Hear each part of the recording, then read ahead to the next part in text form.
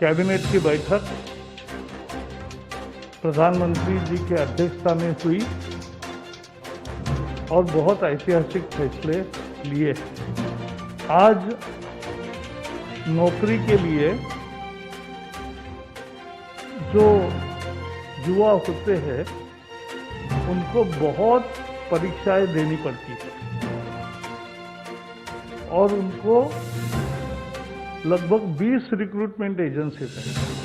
तो कोई 4-5 में अगर परीक्षाएं देता है तो उतनी परीक्षा उतनी जगह जाना, ये सब समाप्त करने के लिए एक ऐतिहासिक फैसले में नेशनल रिक्रूटमेंट एजेंसी,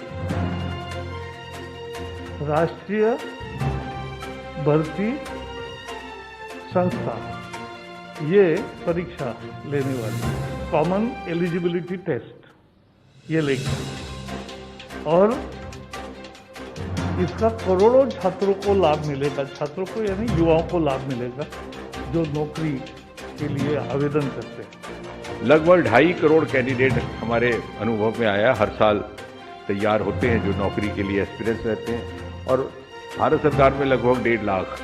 लेकिन what I wish to add is that this common eligibility list, which is also a common list, can be utilized even by the state governments. और हम राज्य की सरकारों को भी सुझाव देंगे और उनके जब समझ में आएगा तो निश्चय ही वो भी समझेंगे कि उसमें इनका लाभ है, क्योंकि राज्य सरकार के लिए भी उनका स्टेट एक्सचेकर में बचत होगी।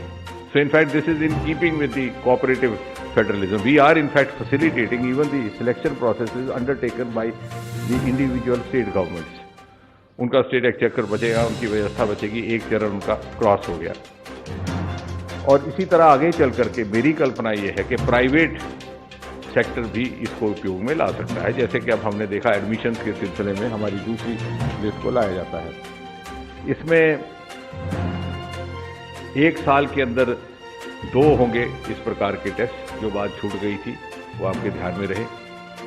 और जैसा कि बताया गया है आपको कि 1000 centre to begin with and at least 1 center necessarily in each district, so that in other words you can put it that no candidate will have to travel outside his district, which is a huge relief.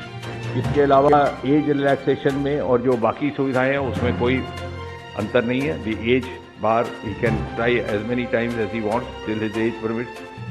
जो दूसरी concessions हैं fees इत्यादि की वो भी वैसी रहेंगी, बल्कि एक इसमें फर्दर इम्प्रूवमेंट ये है कि पहले एक ज़माने में सिर्फ 2 लैंग्वेजेस में टेस्ट होता था, अब ये